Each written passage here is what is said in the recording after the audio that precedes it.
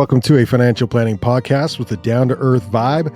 Sasquatch listens to us while laying out at the pool. This is Through the Pines. On this episode, we break down building a base. So managing your money, learning good habits in your late teens, early 20s.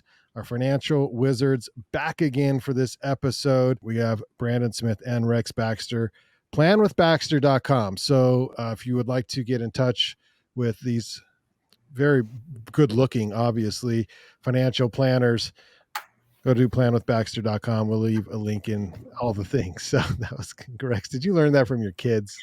I did. I mean, we're talking about teens, right? Yeah, so we're talking about teens. Yeah. Yeah. All right. So speaking of the teens, let's go. You know, we're in high school. You got your first job and you're making a little money and you got to figure out what to do with that. You know, Rex, I think you got the most experience here. I think we all have kids, but you've got more than all of us combined. So how do you go about teaching your kids how to manage money when they first start making it, when they get their first job, they bring home a first paycheck, they see that the government takes some of it and they're like, what is this, Dad? Not fair. They don't understand taxes, they don't understand insurance, and they don't understand investing yet because you're not their dad yet. So, you know, what do you tell kids on where to start and how soon should they start? So I do have a lot of kids, 7 kids. So he's perfected the craft of teaching kids about money. I love it. I love it. Yeah. You're the guy. I don't know about that, but I do know that I sit down and have a discussion with my kids when they get their first job and their first paycheck, and we go through their paycheck, the very first one they get, and they're like, who the crap is FICA and why are they taking my money? You know, and yeah, who is FICA? So we have to kind of go through that and explain, you know, how federal taxes work and state taxes and Medicare and Social Security and you know, if they have any benefits, then we kind of walk through that too. And then we have discussion about, you know, saving early, saving for retirement, and the compounding of money and saving, you know, for other things that they may want, whether it be a car, whether it be whatever the case may be. And so for my kids, one second, because that is the key point. When you're talking to them about savings, everybody wants it now. And so, and I knew when I was young, look, if I put this much money away, it's going to make me a bazillionaire before I'm 45 because I'm 18 years old. Nobody has the willpower. So how do you get that far and how do you get past that? Because they need cars, they need fashion, they need clothes. You know what I mean? Like, how does that fit in?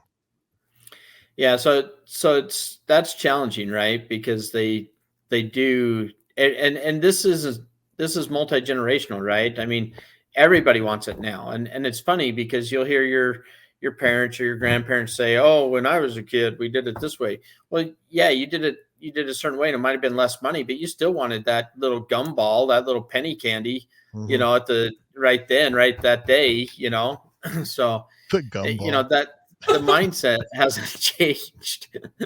And so Rex really is old. I just so you know.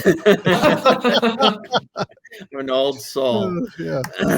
So I think it's important to kind of break that down. And so typically we say, look, when you're in your teens, we want you saving, you know, we always have 10% going towards a retirement account, at least, you know, end of date. That's what's going in. Does that include pre-tax, post-tax? That includes like 401k contributions? Yeah. So if they have, so it doesn't include the companies. I want them to save 10% of their own money. So if they're at a company that has a 401k that has a match and the match is 3% or whatever the case may be, you know, my kids still do 10% and they get used to that right out of the gate. If they don't have a 401k, which most companies don't for 18-year-olds, then we have them start a retirement account, either an IRA or a Roth IRA, and 10% of their money goes into that account. And that's the way it is. Well, and do you start Roths or do you start regular IRAs for? So I start Roths with my kids at that age is typically what I start. Because it's, you know, they're in a low tax bracket, typically at age 18. You know, normally we don't need the tax deductions at age 18. And so, you know, we almost always start with the Roth IRA for those kids. So when And sorry, I'm jumping, I'm cutting you it's off. okay. Because I'm dealing with this at home. So as they see that money add up, they think of all the things they can do with that money, like buy a car or buy a house. And some of them, like buy a house, buy real estate, sound okay, so that 10% is strictly for retirement. They're not to touch that. Is that what you're saying? Yeah. So my kids are not to touch that until they retire. Okay. And so I'll let them know that they're, and I leave it a little bit nebulous. So I go ahead and judge me if you want, right? But I don't go into details about how the money could be used for education, or how the money could be used for a first time home purchase, or the other features that a Roth has, because I specifically want that bucket of money to go towards retirement. Okay. And I want that habit ingrained from paycheck one. Okay. Is what I want. So I don't know if you got the numbers in front of you, but if someone's making a minimum wage, whatever, I mean, it's not minimum is not minimum because everyone pays over it right now, but $10 an hour or whatever, the first job, and they start investing from 18 to 25, 10% of their money, they're going to have how much by when, usually, typically, if it's 10%. You know what I mean? A lot by later. A lot by later. Yeah. Versus if you wait until you're 35 or 40, and then you have to save. I think if you wait till you're 40 or 45, I think it's usually 3 times as much per month that you need to save to try to catch up. At least it's significant, man. Brandon, looks like you might be crunching some numbers for us. Yeah, just some real general numbers, right? If they're making $15 an hour, 20 hours a week, annually, that's going to turn into $15,600, right? So if they've got Rex that's, forcing them to save 10% of their income. Strongly encouraging. Oh, yeah. I'll divide that by 12. That's $1,300 a month of income. If they're saving 10% of that, right? So times 0.1, that's going to be $130 per month. If we grow that, let's just grow, they're fairly aggressive. Let's grow it. I'll just say an 8% to be conservative on that number, an 8% rate of return.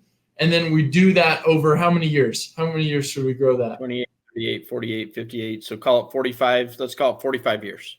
45 years. That turns into $685,000 at the end of that 45-year period. And that assumes they're not putting in any more than $130 a month. $130 a month. The whole right. I mean, that makes a material difference. If we change that to 10% rate of return, that jumps it to $1.3 million by the time they're 65. And so, I mean, I think the numbers speak for themselves, right? In that, and obviously the odds of starting someone at 10% doing 130 and them not increasing that are fairly shy, right? The real benefit of this is the emotional, behavioral, habits that you get into, because it kind of gets exciting as you see it grow. But even if that's all they did, right, is $130 a month, it sets them up for a really decent, chunk of money at retirement. Yeah. So Rex, your base building for kids, late teens, into early 20s is saving 10%. Is there anything else that you? So that's for the retirement, right? And then we've got the emergency fund. And so typically I have them save at least, and this is just me, and this is a little aggressive, right? But typically I have them save about 20% out of each paycheck until we get the emergency fund built. Okay, but they don't have emergent. They have mom and dad. That's their emergency. Rex is the emergency fund.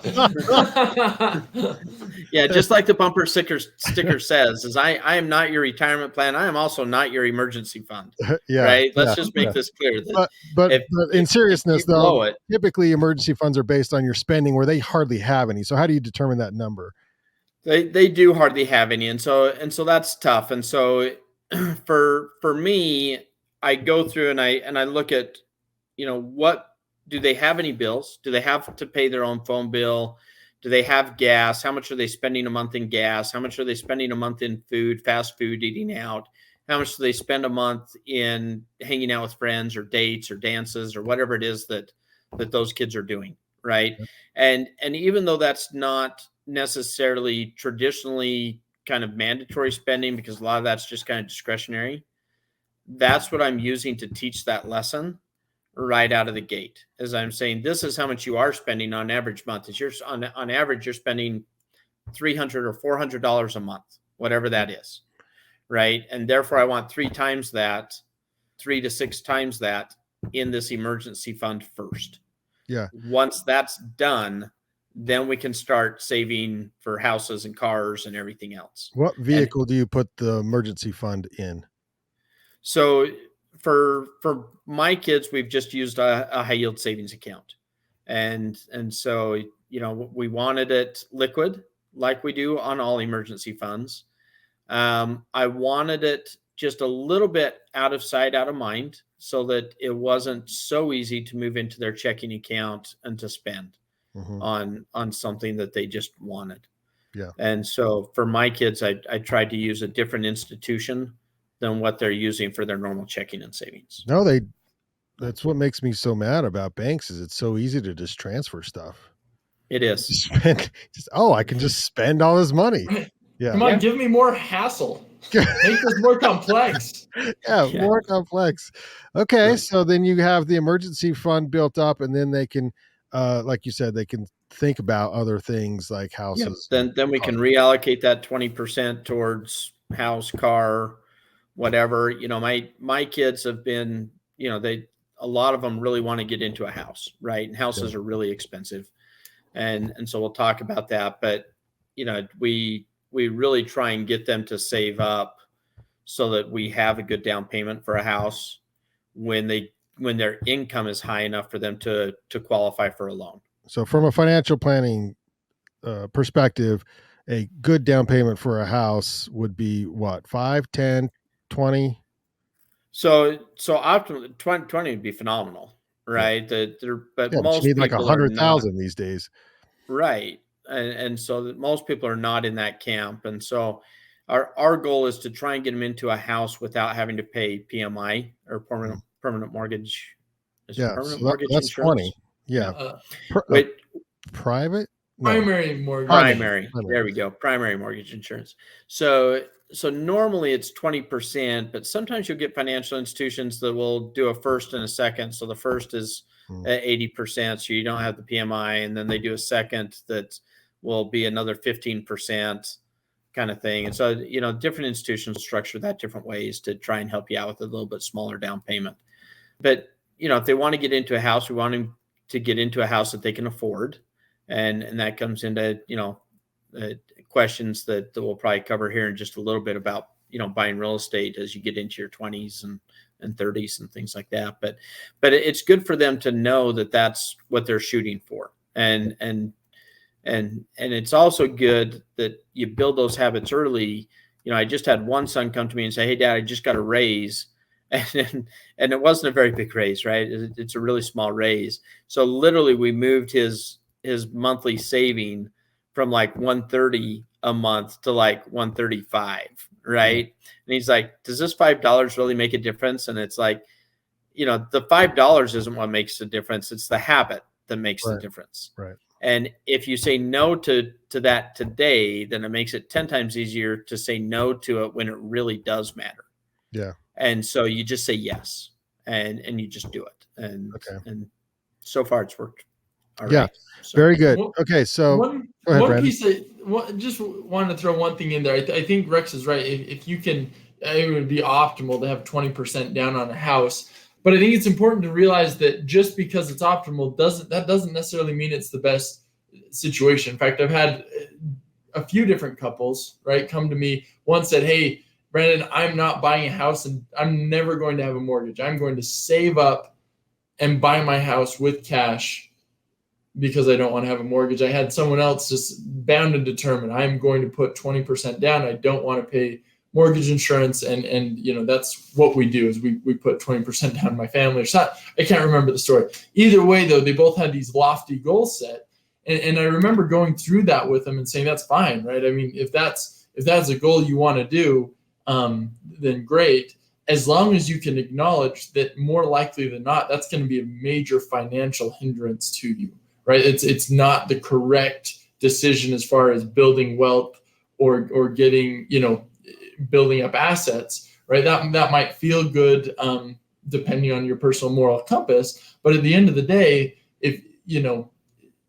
if you're sitting there still saving up money while, you're trying to build up this 20% down to this 100% down, and houses are appreciating faster than you can save that 20% or 100%, you're going backwards, and you'd be better off to arguably assume a little bit more risk and take on a little bit more mortgage in order to get into that house. And so I think that's an important piece of clarification, that even though optimal is 20%, sometimes the better choice is to do 5%, and get into a house. Yeah. All right. Assuming you can afford it, of course, but we'll talk about that later, I think. Yeah. Okay. So all three of us went to college, and I did. Some were slightly better colleges than other. No, I'm just kidding. No, there's nothing wrong with Weber State, Rex. We can't all go I love to Utah. Weber State. Don't go there. Weber State is great. I can vouch for Great. it. So, no, Rex always gives me so much grief for going to Utah State, and so sometimes. Oh, got you. Yeah. That's okay. We love our Aggies. What? So I actually went early college at my senior year in high school, and then I left because I was making I could say it now, I was making like $50,000 a year at age 25 as a retail executive, and I couldn't make that. I didn't even know what I wanted to study at the time. So I went into college, but then I would drop out and just try to make money in my job at the time. And then I went back later. And so I graduated now. I think it's been 10 years now since I graduated the second time, went back. I did the student loans the second time, and I still have some. So that's pretty awesome, paying some of that off. So where is college as a, there's just some jobs you can't do without going to college, but is it still like the thing you absolutely have to do? And if so, how do you pay for it these days? I'm not in the camp that believes college is for everybody.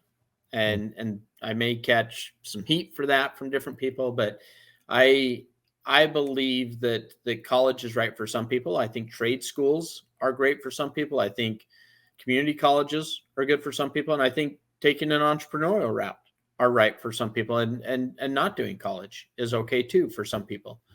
And so I'm not in that camp. I think that too often we put a stigma on people having to go to college when they don't know what they want to go into, and use the phrase, "Oh, you'll figure it out as you take your generals and as you take your classes." And sometimes kids don't figure that out during that time period, and so then they're just paying money to take classes while they're still trying to figure out, what their future is and what they want to do.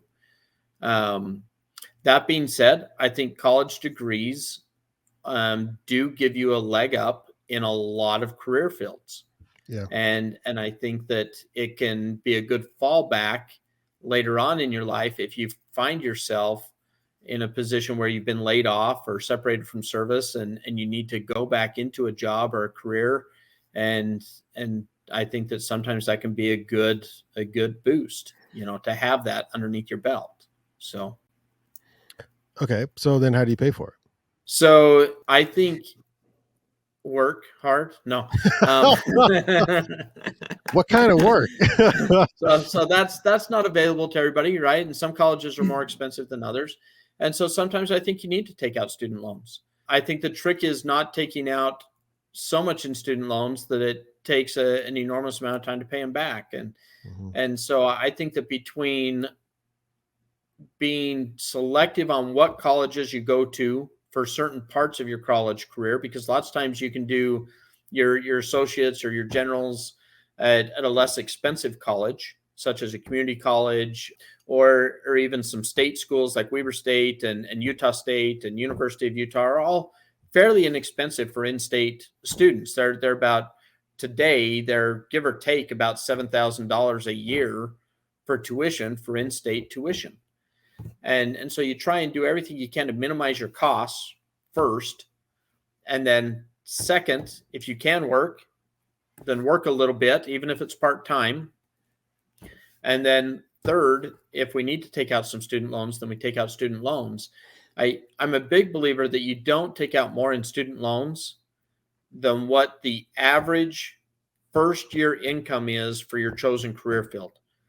And so if your chosen career field is, and I'm going to just shout out some bad numbers here for a minute. Example numbers. But some example numbers. Let's say your first, that you want to be an attorney, right? Oh. And let's say as an attorney, your first year salary might be 60 grand or 70 grand. Let's say 70 grand is the average first year income for an attorney.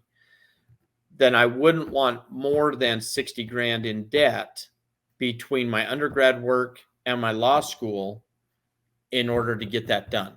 Okay. So does that happen often where somebody spends $120,000 in loans, but the first year's $30,000?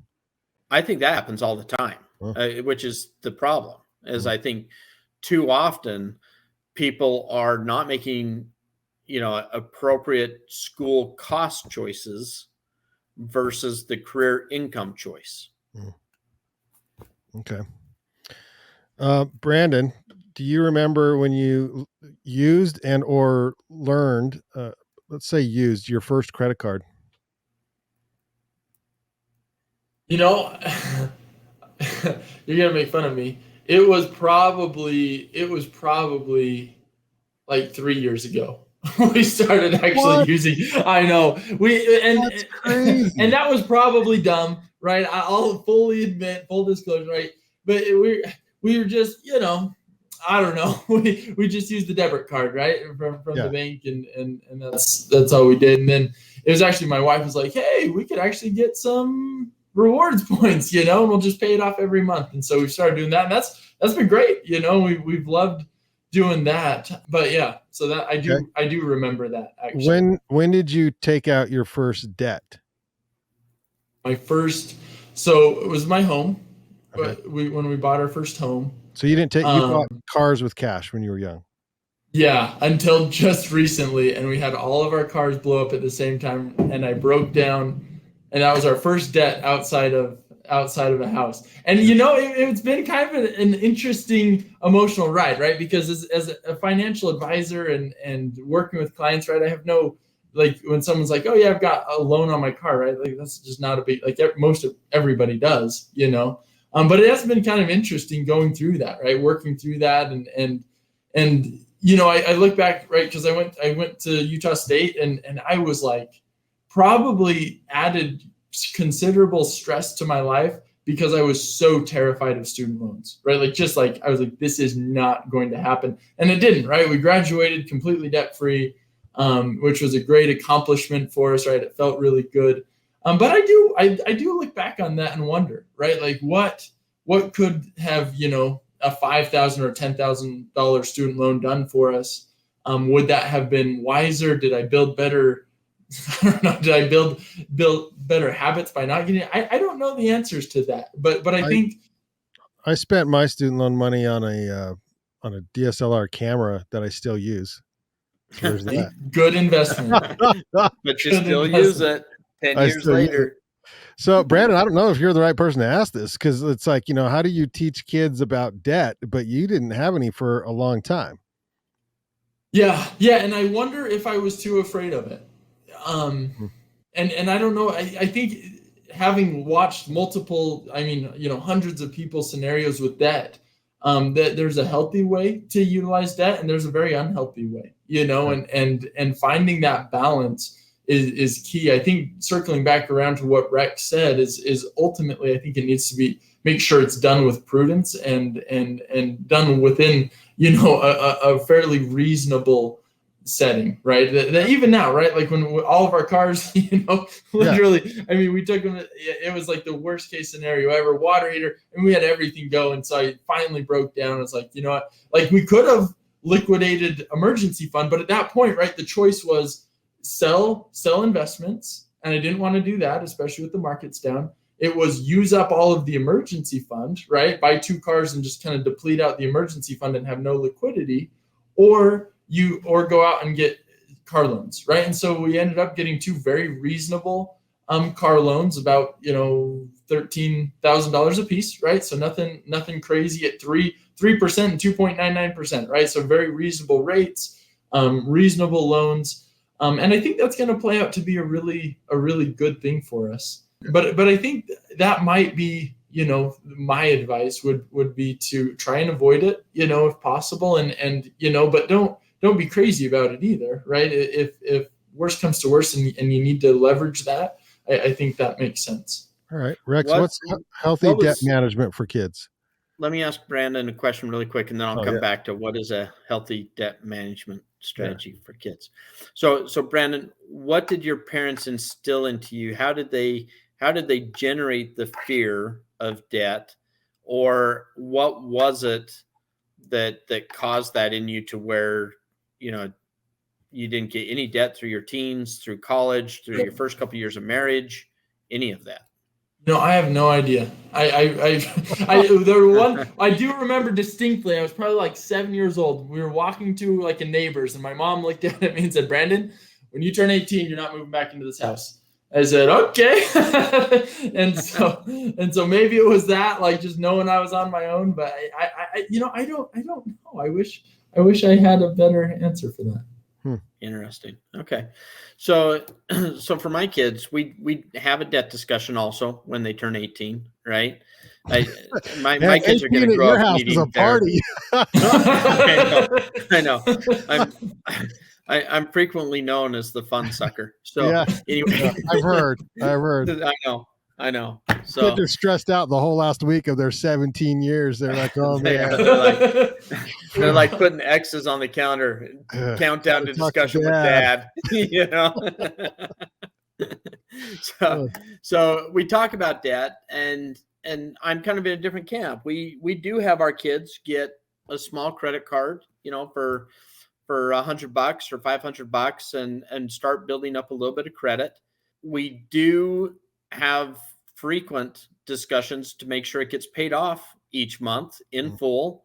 And typically we just have them use it for 2 or 3 months and then not use it for a year, and then use it for a month or two and then not use it for a year, just because that will typically tend to build up your credit, or at least that's enough to typically. So just to clarify, because sometimes the whole credit building thing, but so you just have to use it and then you can pay it off and let it sit. And by not spending money on the credit card, it will build credit, correct?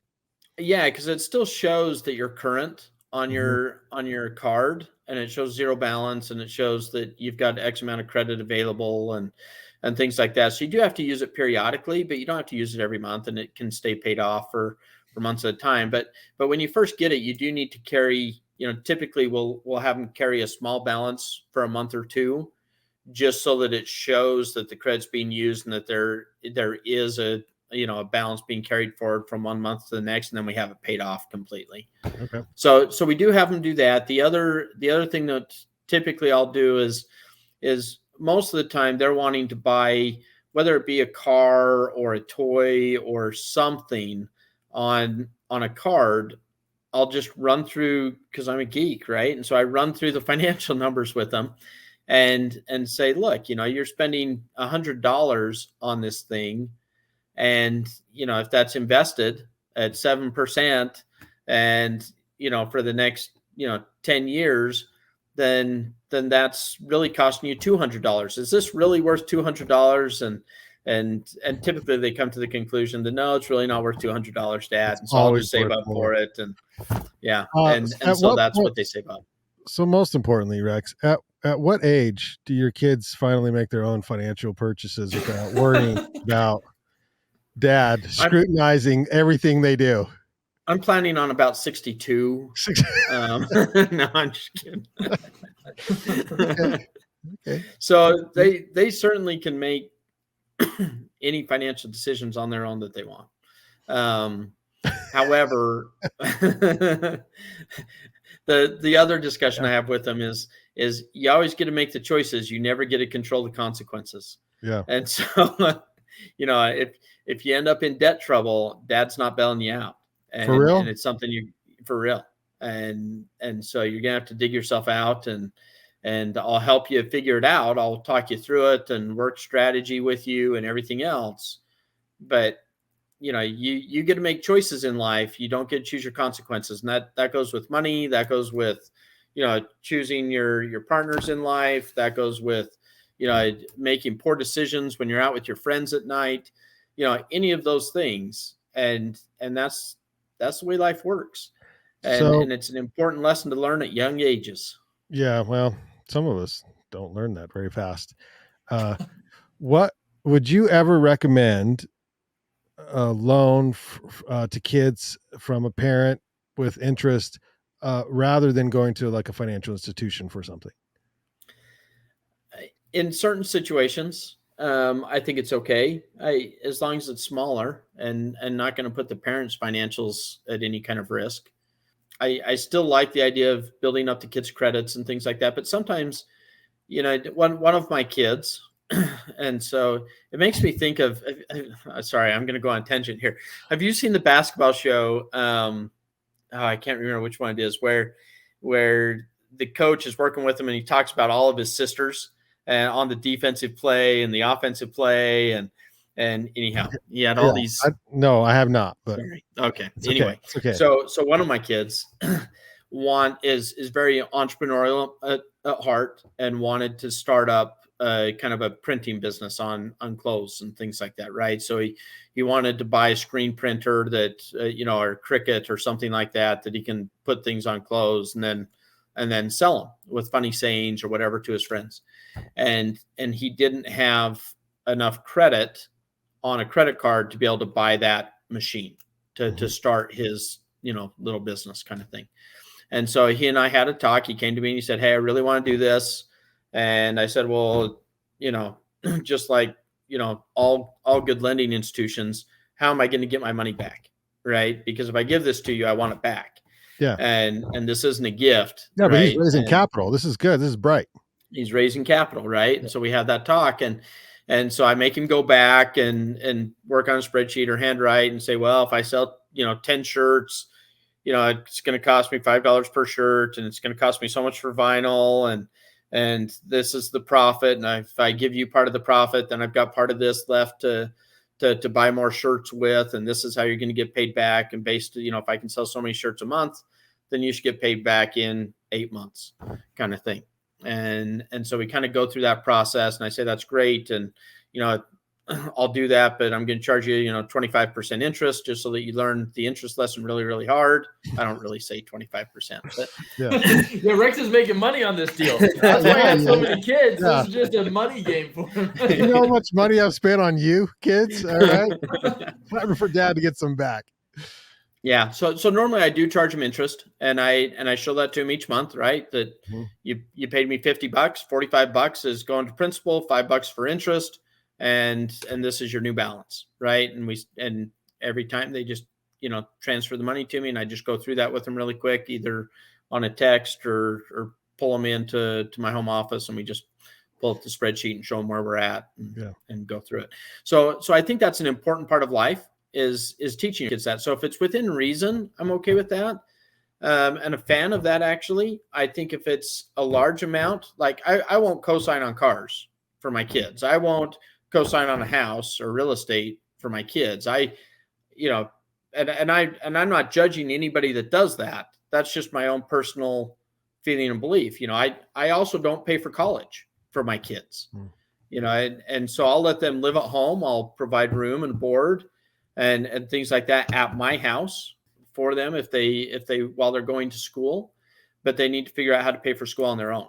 And so, there's another funny saying out there that, and I'm not rich, but my money is not their money, right? My money is my money. And, I was just gonna say that's why you still have money. Right. And so, yeah. So anyhow, I think those are all important lessons to teach your kids as they're getting into their teens and late teens is how to manage money, how to do a budget, how to, pay off debt. If you're going to take it, make sure you understand that and how that crunches your cash flow, so that you can't do as many things if you're burdened down with a bunch of debt.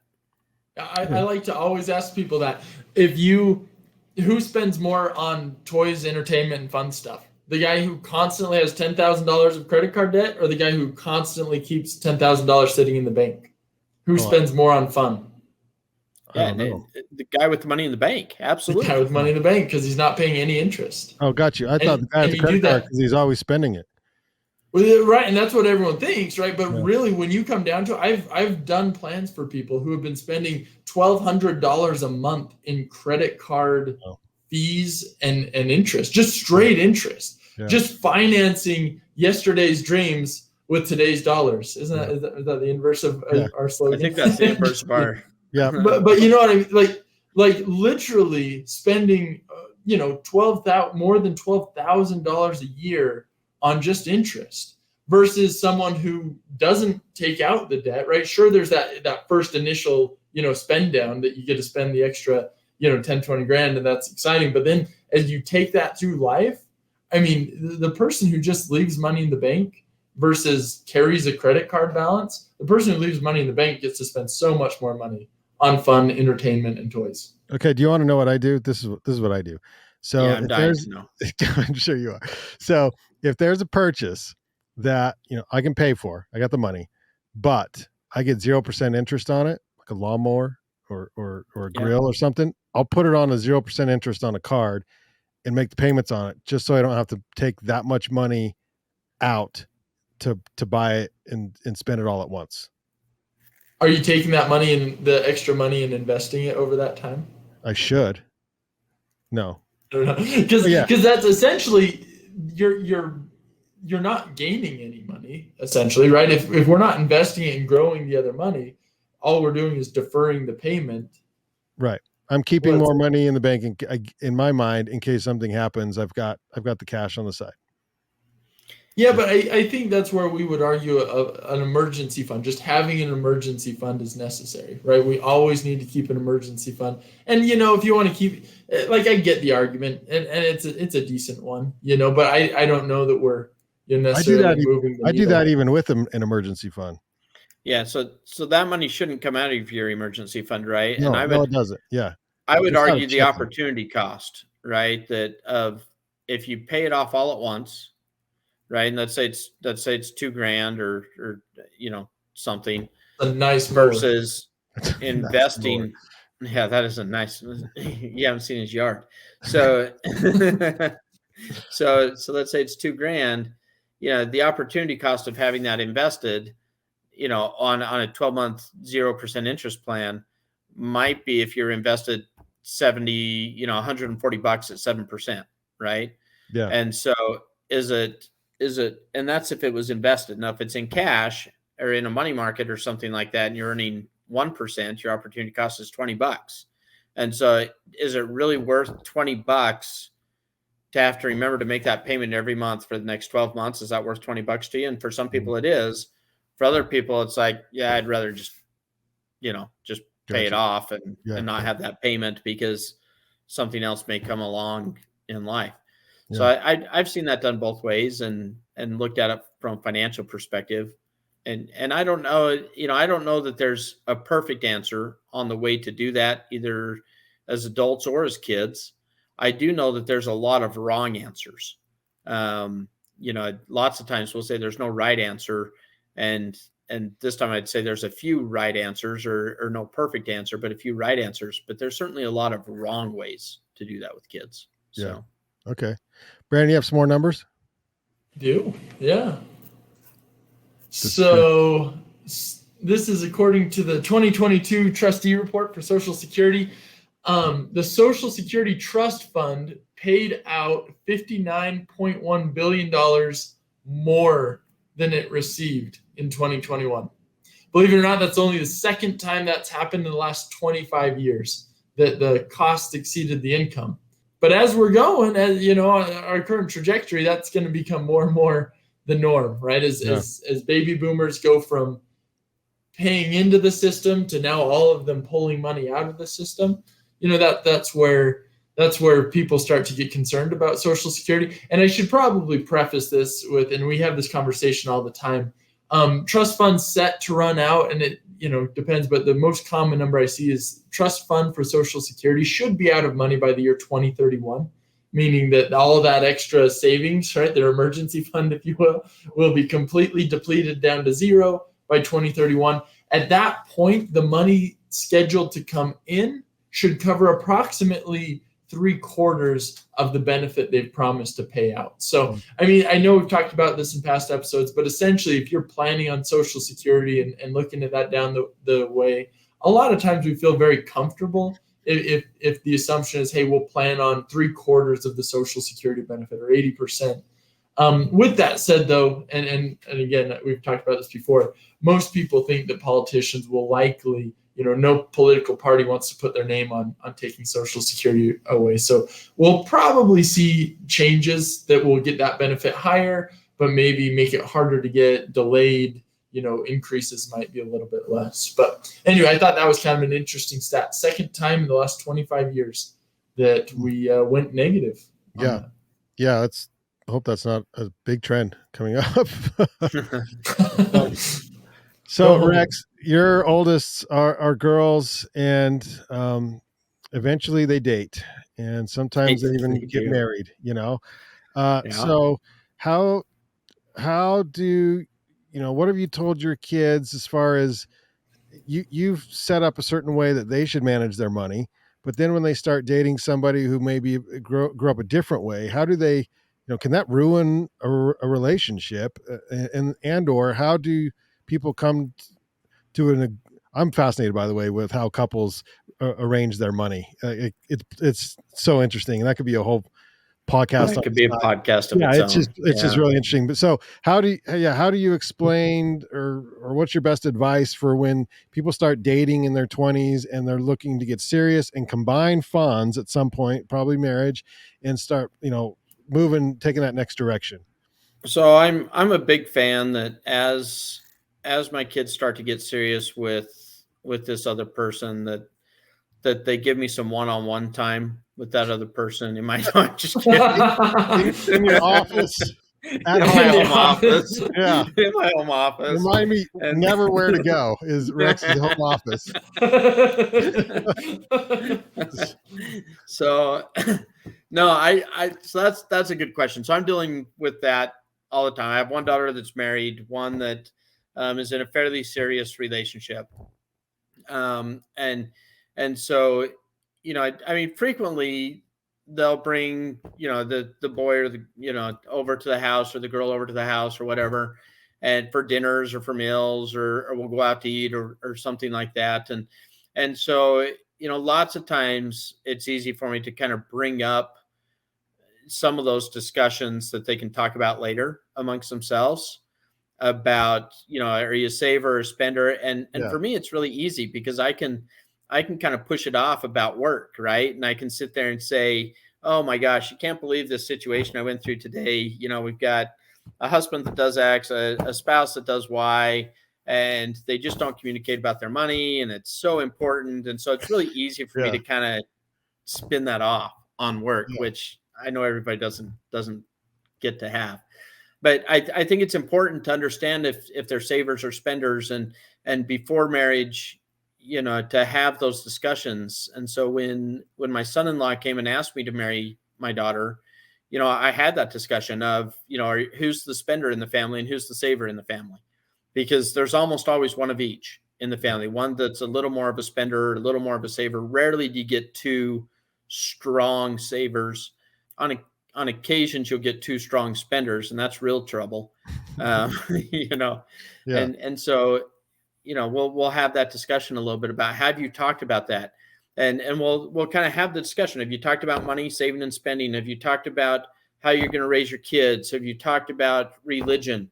Because those are the three common divorce factors, right? Is those, and I don't get into the personal intimate stuff because that's between them. And so I just kind of stay away from that. But the other three we talk about. And thank you. Yeah. Okay. So what's your advice on how, couples in their 20s and they're serious and they start to join accounts or not? What's the best way to do that? So my other daughter came to me just here recently, the one that's in a serious relationship. And she's like, Dad, we really want to be saving so that, when we do get married, whenever that day comes, that we can buy a house. And we really, I'm making good money and I'm a saver. My daughter really is a good saver, and he's making, fairly good money, but I'm not sure he's really that good of a saver. And so I don't want to be the only saver in the family and be reliant upon me saving all the money for the house. So can we open up a joint account and both save into a joint account towards this goal? And I said, well, it's not for me to tell you whether you can or not. You're an adult, right? However, since you asked, right, the answer is no. Just looking for some advice, friendly dad advice, right? Is no. We don't share accounts before we're married. Is my advice. So why? Because too frequently it causes issues that if that relationship doesn't work out, and then how do you split it? Right? Then does he take half? Do you take half? Do you take 3/4? He takes 3/4. Yeah, it's just messy because there's no other tie to the commitment there, and so I wouldn't do it until you're committed in a marriage relationship. Is my personal opinion. Not others will have other opinions, and that's okay. No, we want yours. We want yours today. So once you're married, do you recommend people do have joint accounts? So I think that they should be joint accounts and that their spouses should be on their accounts. Now, I think you need to know yourselves well enough to know whether you should be operating out of a combined joint account as your main operating account, or whether you operate out of two separate accounts, even though both your names are on both, and one spouse is going to cover certain things in life and the other spouse is going to cover other things in life. Yeah. And have that discussion on how you're going to do it. I've seen it work both ways and I've seen it not work both ways. Yeah. And the key is communication, is talking it out, because if you're not talking about it, then invariably either way, you're going to have hard feelings. Well, I think the best advice I saw on money and relationships, believe it or not, was from Steve Harvey. Really? Who said, well, I'm going to get this wrong, but it's a short clip and it's all over social media, but he says it on like a talk show with all these ladies as the hosts or something. And he said, you should have one account and that account pays all the bills. You should have another account that goes into your retirement. And then she has an account to spend and he has an account to spend, and they can do whatever they want out of those two accounts. I thought, fair enough, fair enough. That's clean, right? Yeah. The problem becomes what bills are included in the main account. All the living expenses. Yeah. Okay. And then if you each have your own separate account and all of a sudden one is a spender and starts racking up credit card debt that starts taking all of that extra spending money, that's the fun money, then you've got one that's extremely stressed, embarrassed, that's debt ridden, that eventually is going to start taking from the other person's account because they don't have any money. And that's going to create some animosity. And so again, it's going to come down to communication and making sure that however you choose, it's going to work for the two of you. Does that make sense? Yep. Brandon, you have advice on this? Man, I don't know. I've seen it all over the place and I think, knowing yourself and knowing your spouse and knowing your relationship is like the number one thing. And I have seen, it's fun as a financial advisor to kind of see that deeper dive into people's personal finances. And oftentimes, right, there's some couples that they have a strong relationship. They've got a great thing going, but they know that they can't share an account, right? And they keep it completely separate, and that works for them, and it works great.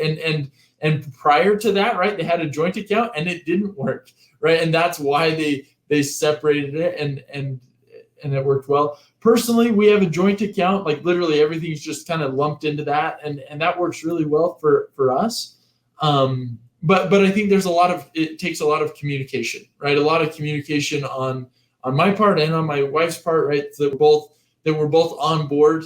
Anytime we want to spend bigger purchases, we talk to each other about it, and it's kind of been fun.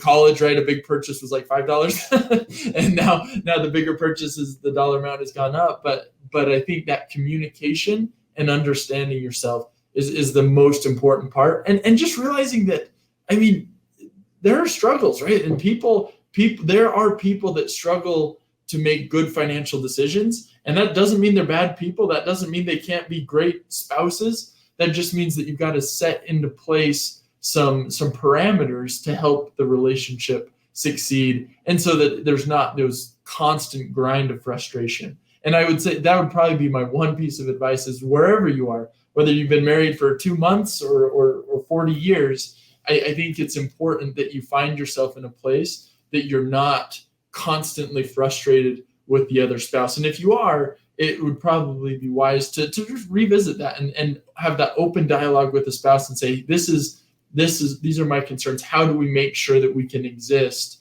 right? So that you can go out and spend, your portion of your money guilt-free, and I can, still feel secure and that works together. Sounds good. Rex, we covered just about everything here. I've got one little story on that same topic. Yeah. That is, probably vulnerable moment, right? As far as that goes. So I was young in my career. I just started in financial advising, and at the time, my wife and I, we were just sharing one account, right? And for the most part, I mean, she kind of had a little spending account, and I had a little spending account, but for the most part, we just shared one account. And I, again, very early in my career, I was taking a client or a hopefully new client out to lunch. We'd gone to lunch, and I went to pay for it with my card, and my card wouldn't go through. And I am young, yeah, right? And I am young, and I'm like, oh, I'm sure there's money on it. Try it again, right? Oh, try it one more time, right? And so embarrassed, and I'm That's like, always the solution. Just keep trying it until it goes I'm through. Like, well, you get this one, and I'll get the really expensive one next time. Yeah. And so I had to make him pay for my lunch. Yeah. Right. Unfortunately, never became a client. Needless to say. And so I go home and talk to my wife, and she's like, oh yeah, I forgot. I bought some things on that card, and I forgot to move the money over to pay it off. And I'm like, well, do we have the money? Yeah, we've got the money. I just forgot. And I'm like, well, I'm not upset that you bought the stuff. I'm just upset that you forgot because, and so from that time on, we've kind of had separate spending accounts for that reason. Yeah. And so, I think she's never regained your trust is what I just heard. She has all of my trust in the world, just not access to my separate account. Okay. All of it but that. Yeah. Well, let's bounce out of here. But I was curious, maybe if you got a short answer, Rex, what because we talked about pretty much everything except for how deep do you go and when do you go into like stock purchasing and mutual fund management and like the really inner workings of managing money with late teens and early 20s with people who are when they first start making money. Do you I'll take that one. Most kids should start listening to our podcast at 5. At 5. And then just have them keep re-listening. And by the time they're, on their own, 18, they won't even need those discussions. That's good advice. I have a 7-year-old. I'll get him on it. Yeah. Rex, sorry. I like it. So most of my kids will buy stock with them at the age of 16. And typically it's an individual stock. They have to go and do chores and earn money for it. And then I let them pick the stock that they want to buy. We buy it in my account and then we just look at it periodically throughout the year kind of thing. Talk about the ups and downs. Sometimes, as they continue to kind of earn money, then sometimes they want to buy something else. And so typically on their second purchase, we'll do, a mutual fund or an index fund or something like that so that we can have those discussions about how mutual funds and index funds work. And then all of my kids, by the time they're 18, have their own investment accounts. We typically set those up as either joint accounts or a payable on death account so that if something happens to them that from an estate planning standpoint, that things are taken care of. But typically that's about where I'm starting for the most part. I think a lot of times we'll start, I have clients start younger, but it just kind of depends on the kid and where their interest is and things like that. I think one of the things that we did with your kids that was powerful was having them actually go to the bank with you and making a deposit into their own account and things like that. And, and I think that's excellent experiences for them. Have you heard any apps that parents are using to help manage stuff with their kids, money with their kids before they're 16 or 18? I don't know about managing money necessarily. I mean, obviously you've heard of, different apps out there like Acorn, and Yeah. you've heard, obviously there's, Robinhood apps and different things like that that are out there for on the investment side. Um, but as far as managing money, there's Mint and there's other things like that. But those are a little hard for younger, for teenage kids to really get into too much. Most of the time, we're just using the bank app, Yeah. right? And trying to teach them how to categorize their spending, because most banks and credit unions now pull up a little pie chart. This is how you spent your money the last 30 days, and just making sure that they're using the tools that are available to them on those sites is at this point in time probably sufficient for most. Okay. Sounds good. We covered a lot of territory there. I will be entering more into the teaching the kids stuff here shortly, because Rex, I think we got the oldest one taken care of there. Between myself and yourself, we have at least a plan that I know We're of. making some progress. Making some progress, yeah. And then I got a few years before the next one's got to get to that point. So, Brandon, Rex, planwithbaxter.com. If you have questions, you have kids, you are in your 20s and you just want to get started investing or just want to review what your options are, go to planwithbaxter.com and they will help you find a way. So that is it for this episode of Through the Pines. Join us next time on Through the Pines, reminding you to use yesterday's dollars to finance tomorrow's dreams.